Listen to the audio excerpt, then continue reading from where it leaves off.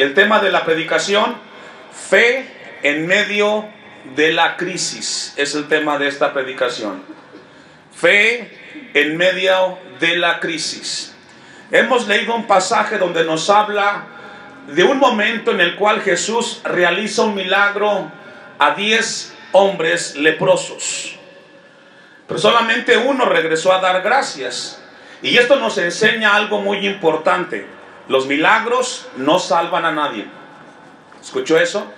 Dios puede sanarte de una enfermedad, pero no necesariamente serás salvo. Los milagros no llevan a nadie al cielo. El único que nos puede llevar a la presencia de Dios es Jesucristo. Estando en fe y en arrepentimiento, solamente es a través de Cristo que podemos acercarnos a nuestro Padre Celestial. Leemos un pasaje que quizás es muy común para muchos de nosotros que hemos leído la Biblia, donde encontramos a unos leprosos. La lepra era un tema recurrente en el tiempo de Jesús, en el tiempo en el cual vivió. La lepra marginaba a los hombres y a las mujeres que lo padecían. No importaba la clase social a la cual pertenecieran, estaba establecido en el Antiguo Testamento, en Levítico capítulo 13 y 14, no lo vamos a buscar, usted lo lee en su casa, es muy extenso el pasaje. Pero Levítico 13 y 14 hablan acerca de lo que tenía que hacer una persona que tuviera lepra. Y era mantenerse a 100 metros de distancia de alguien o de la aldea más cercana. Esta gente con esa condición tenía que abandonar sus familias, sus trabajos, todo lo que tenían que dejarlo, porque no podían convivir con la sociedad. Esto fracturaba las familias, debilitaba la sociedad. No había esperanza para esta gente. Y Jesús tuvo este momento que no fue accidente. Dios quería enseñar algo a través de este momento. Y voy a pedirle que vaya conmigo, dejo un apartado ahí en Lucas. Vaya conmigo a Números capítulo 5, versículos 2 y 3. En tiempos bíblicos, el efecto era tan severo para aquellos que padecían de la lepra, que Dios había establecido ciertas normas de convivencia. Números capítulo 5, versículos 2 en adelante, nos habla de esas normas que Dios había establecido para convivir cuando se diera la incidencia de que hubiera algún leproso, hombre o mujer, dentro del campamento o del pueblo. Dice la palabra del Señor: manda a los hijos de Israel que echen del campamento a quienes. Esto era severo, hermanos. Pudiera decirse que era cruel, injusto, pero eran medidas que se tomaban para poder preservar la salud de los demás, porque la lepra era muy contagiosa. Entonces Dios había establecido que todo aquel que tuviera lepra tendría que ser desechado del pueblo. No había convivencia. Imagínense a los hombres y mujeres que tenían familia, que tenían hijos, de repente son contagiados y tenían que separarse de aquello que amaban y querían. No había esperanza para ellos. El tema era radical, no había excusa. No importaba la clase social, era una norma establecida por Dios. Seguimos leyendo el pasaje de Números. Y a todos los que padecen flujo de semen y a todo contaminado con muerto, así a hombres como a mujeres, ¿qué? Echaréis. Y esto es fuerte, hermanos. Echaréis fuera del campamento, los echaréis para que ¿qué? No contaminen el campamento de aquellos entre los cuales yo habito. Y esto obviamente, hermanos, para quien lo padecía era difícil. La vida se tornaba cuesta arriba, sin sentido, porque ¿quién podía consolarlos? ¿Quién podía tenderles la mano? ¿Quién podía entender su corazón? Era difícil la condición de esta gente que tenía la lepra en tiempos bíblicos. Ahora, ¿cómo aplicamos eso a nuestro tiempo? La lepra representa un alejamiento del hombre de Dios. La lepra también simboliza en la Biblia el pecado. Pero sobre todo representa que el hombre vivía lejos de Dios. Y no hay peor condición para un ser humano que vivir lejos de Dios. Podemos estar tan cerca como esta hora en la cual nos reunimos, nos congregamos, alabamos a Dios, pero estamos lejos del Dios de la Biblia. Porque no nos acerca a Dios el estar en una reunión cristiana. Nos acerca a Dios vivir en comunión y en voluntad de su palabra. Encontramos entonces que estos hombres tenían una condición lejos de Dios. Y yo no sé esta mañana cuál sea tu condición. A Dios gracias porque has llegado aquí, y eso es importante, es un paso de fe para que te acerques cada vez más al Señor. No solamente físicamente, sino espiritualmente sobre todo.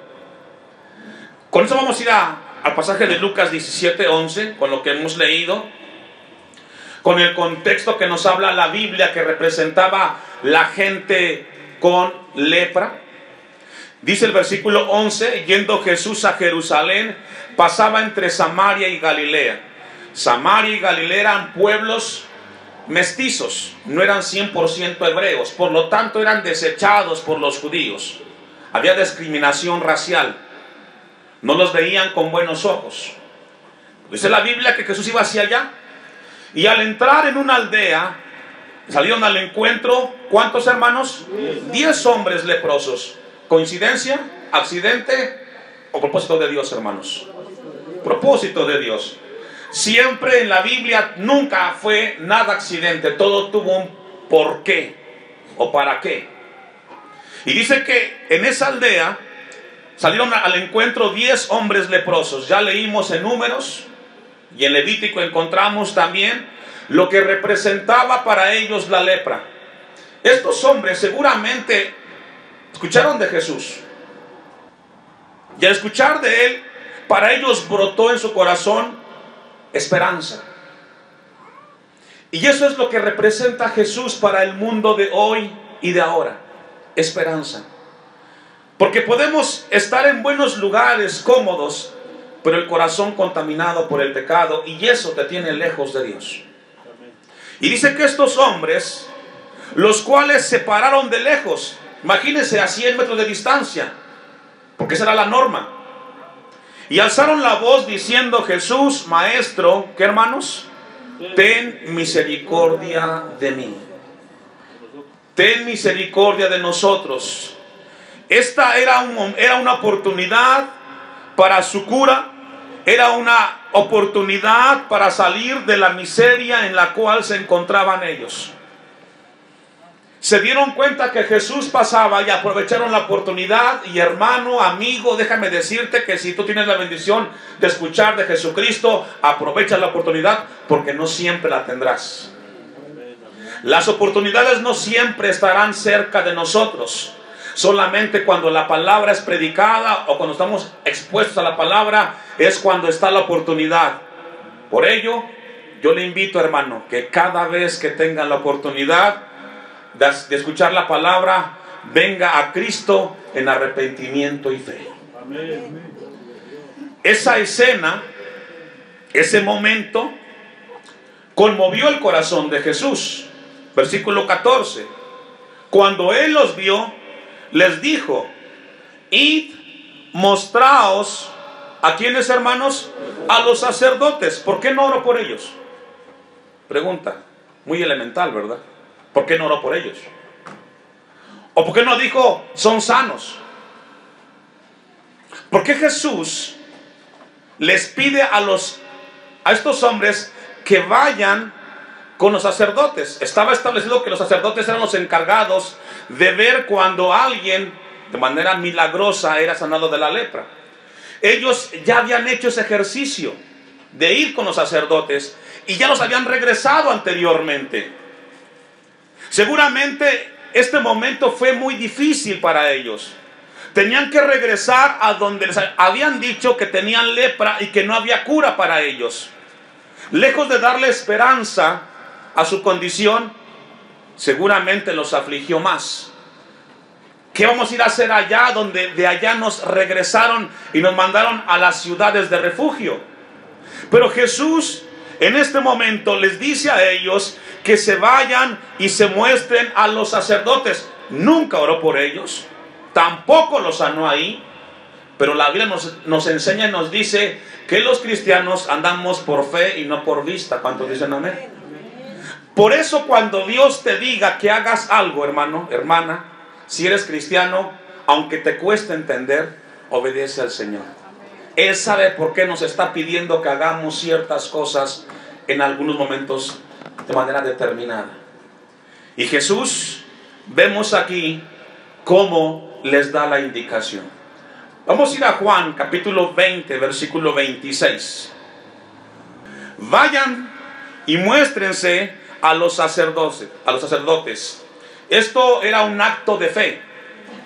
Ya hemos predicado mucho de este tema y hemos dicho de parte de Dios que la fe es confianza en las promesas de Dios. ¿Qué es fe, hermano? Esto téngalo presente. Eso de que muchos dicen yo tengo fe que mi hijo va a pasar el examen, va a ir a la universidad, eso no es fe, esos son buenos deseos. Fe es confiar en lo que Dios nos promete. Amén. A veces hay gente que dice yo tengo fe que mi hijo le va bien en el trabajo.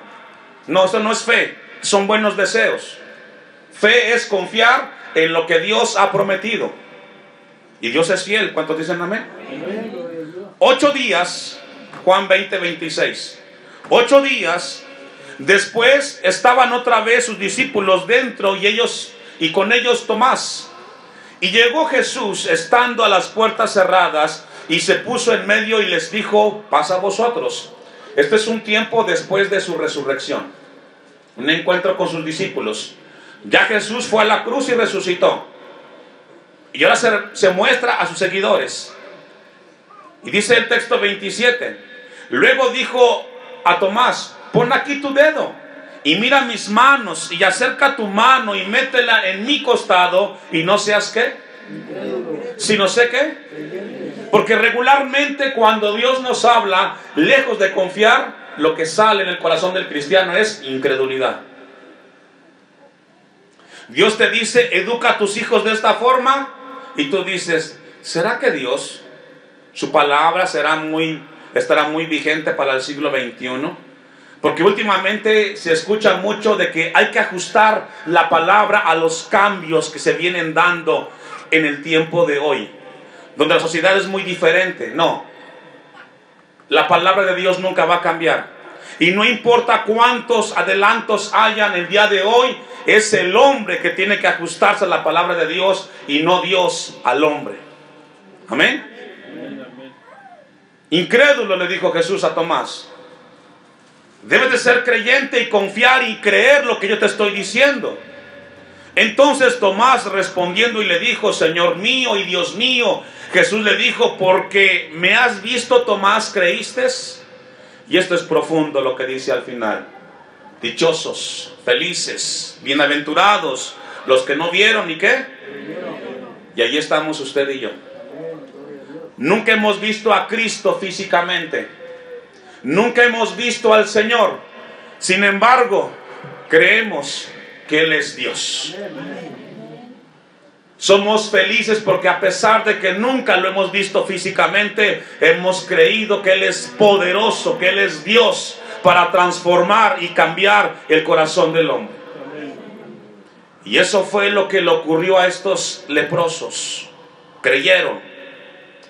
Ellos tenían el deseo de salir de las sombras de la marginación que representaba la lepra. Y déjeme decirle, amigo, si usted no es cristiano, que para salir de la condición en la cual se encuentra hay que dar un paso de fe.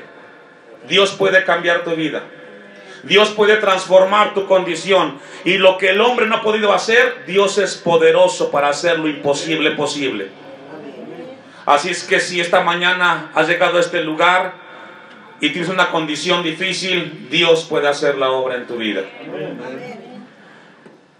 Tenían que creerle a Jesús estos leprosos y decidieron moverse en fe. No se quedaron estáticos, no fueron sanos al momento, sino que ellos dieron ese paso y comenzaron a moverse. Vamos a regresar a Lucas 17:15 y vamos a ver qué sucedió en el momento que Jesús les da la indicación. No perdamos de vista que ellos no fueron sanados en el instante. Dice Lucas 17:14, cuando él los vio, les dijo: id, mostraos a los sacerdotes. ¿Ellos qué hicieron, hermanos? Obedecieron, es la palabra. Y aconteció que mientras iban, fíjese, mientras ellos caminaban, y esto nos enseña, hermanos, que la fe es caminar creyendo en las promesas de Dios. Dice que aconteció que mientras iban, ¿fueron qué? Fueron limpiados. Cuando yo leía esto me acordaba del momento cuando Israel estaba frente al río Jordán, huyendo de los egipcios que los querían matar. ¿Y qué le dijo Dios a Moisés? Avanza, Moisés. Pero Dios, tengo frente a mí al río. Tú avanza, levanta la vara, Moisés, y camina con el pueblo, que yo te voy a dar la victoria. Y le hago una pregunta a usted: ¿cómo cree que fue esa escena? ¿Se paró Moisés frente al mar, levantó la vara y se abrió el mar? Le pregunto, ¿fue así? No, no fue así.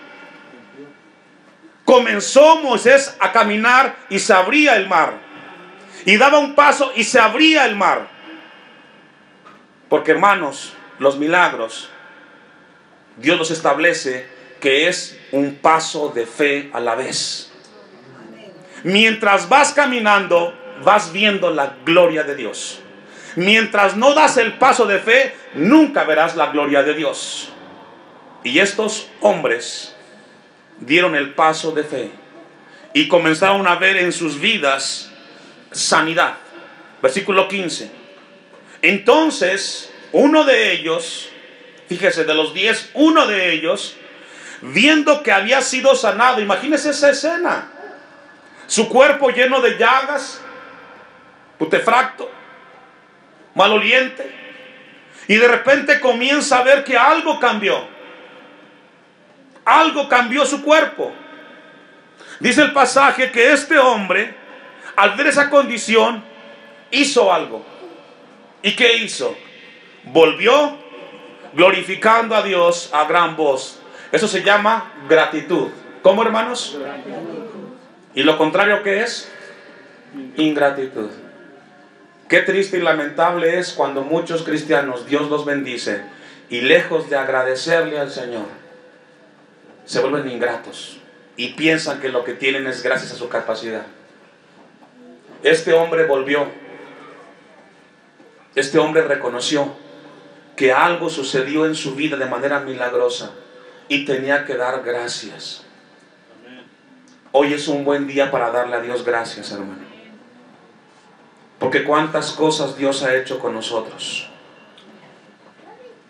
La pregunta que surge aquí: ¿y los otros 9, dónde están?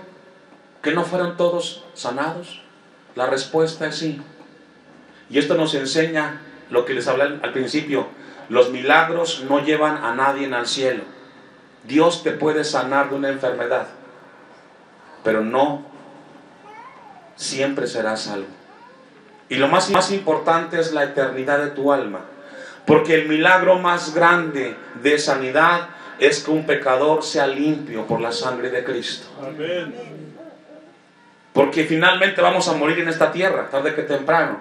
Pero si somos sanados del corazón y del alma del pecado, vamos a vivir por siempre con el Señor. Amén.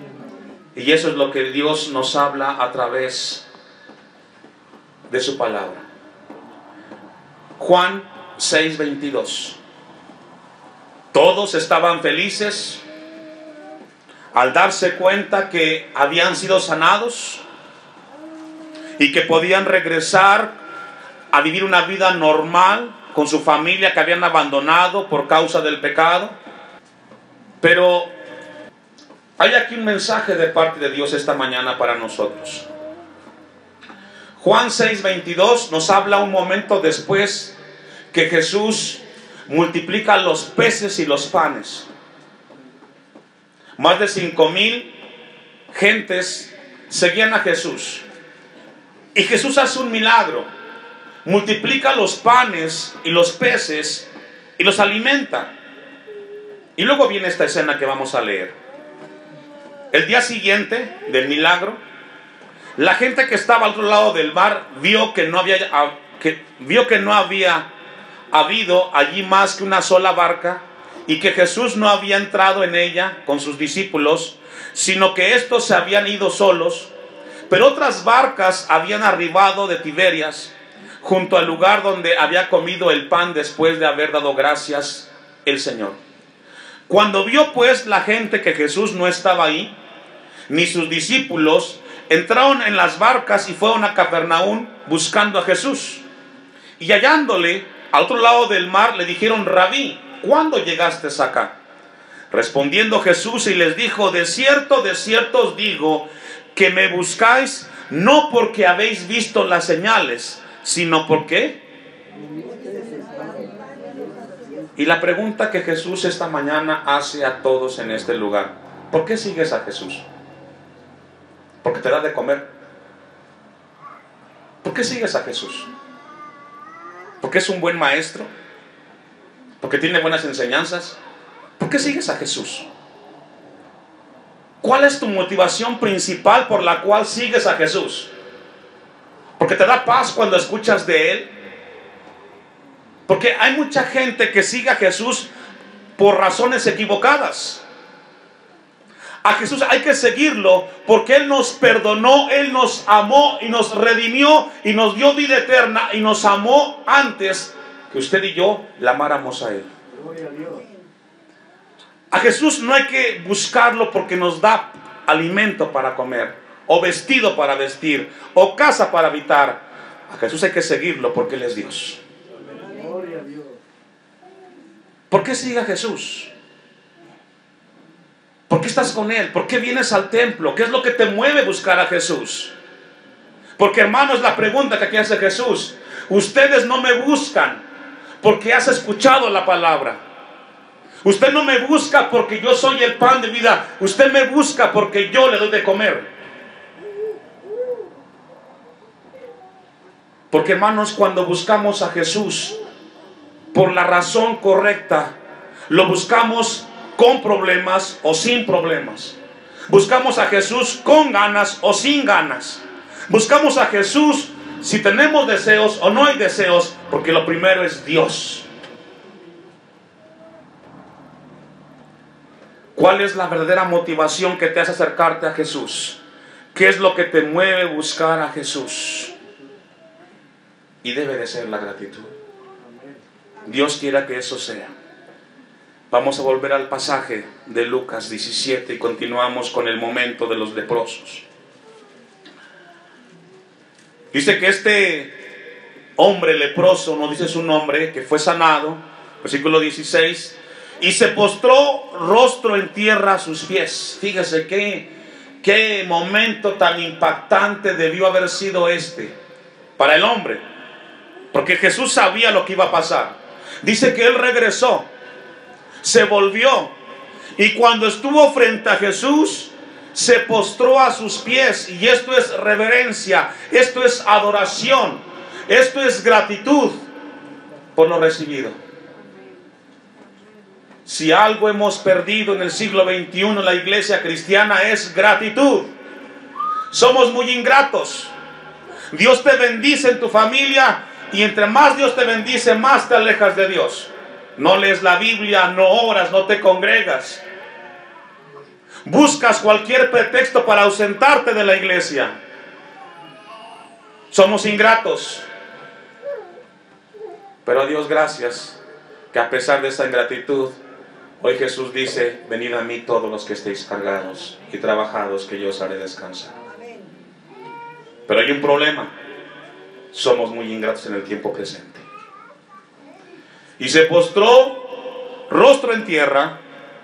La palabra es proskuneo en hebreo, y habla de adoración, rendición, dándole gracias. Y fíjese, y este no era judío, era samaritano. era parte de un pueblo rechazado por los mismos judíos. Los de Samaria eran mestizos y eran marginados, eran gente indeseada. Y sabe que a veces la gente más agradecida con Dios es aquella gente que nunca ha escuchado de Cristo, y cuando escuchó de Jesús ha venido a los pies de Cristo. A veces los más ingratos son los que desde niñitos son cristianos.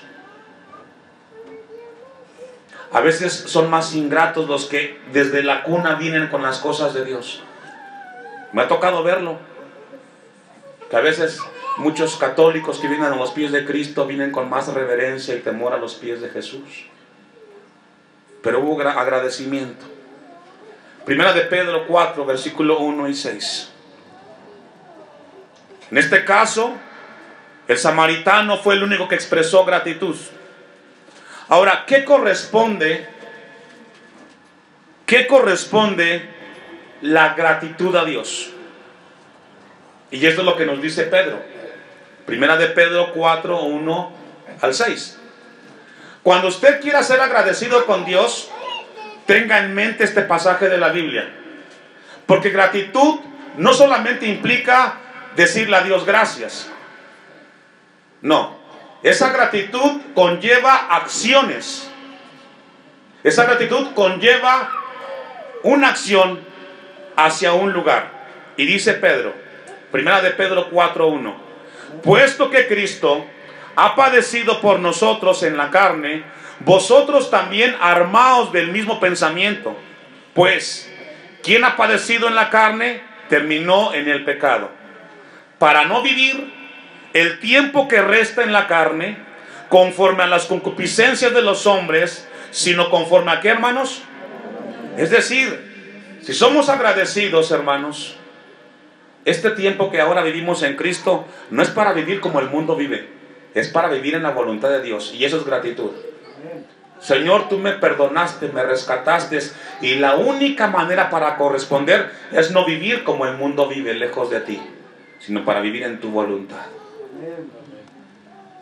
3.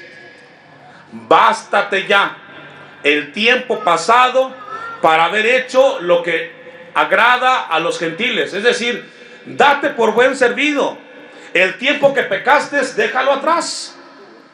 Ya lo hiciste, no puedes cambiarlo. Pero a partir del momento del conocimiento de Cristo Jesús, ahora tu vida tiene que vivir para glorificar su nombre. Eso es gratitud. Dice el pasaje, andando en lascivias, concupiscencias, embriagueces, orgías, disipación y abominables idolatrías. A estos les parece cosa extraña que vosotros no corráis con ellos en el mismo desenfreno de disolución y os ultrajan. Y es aquí el cambio, hermanos, del cristiano. Ya no andamos como la gente del mundo. Si somos agradecidos, hay que vivir en la voluntad de Dios. Y la gente se va a dar cuenta que no somos como ellos. Somos sal y luz de este mundo. Pero si usted anda con ellos, con la gente del mundo, pues anda igual o peor que ellos. Porque usted sabe la verdad del Señor, pero no la hace. 5. Pero ellos cuenta al que está preparado para juzgar a los vivos y a los muertos. Porque por esto también ha sido predicado el evangelio a los muertos, para que sean juzgados en carne según los hombres, pero vivan en espíritu, ¿qué dice, hermanos? Según Dios. Vamos a concluir rápidamente. Lucas 17, versículo 17. Respondiendo Jesús dijo, ¿no son 10 los que fueron limpiados? La respuesta es sí.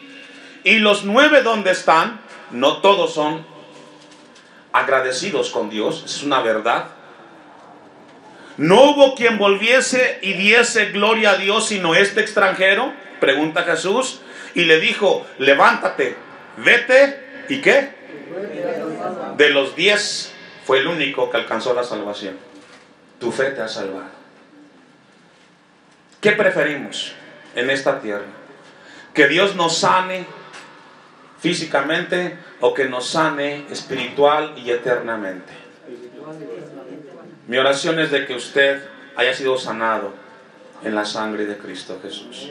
Porque finalmente vamos a morir tarde que temprano, hermanos. Tu fe te ha salvado. Y esto nos habla, hermanos, que estos 9 hombres pudieron disfrutar de una sanidad por algún tiempo en esta tierra, pero el samaritano pudo disfrutar de los beneficios espirituales que conlleva la eternidad en Cristo Jesús.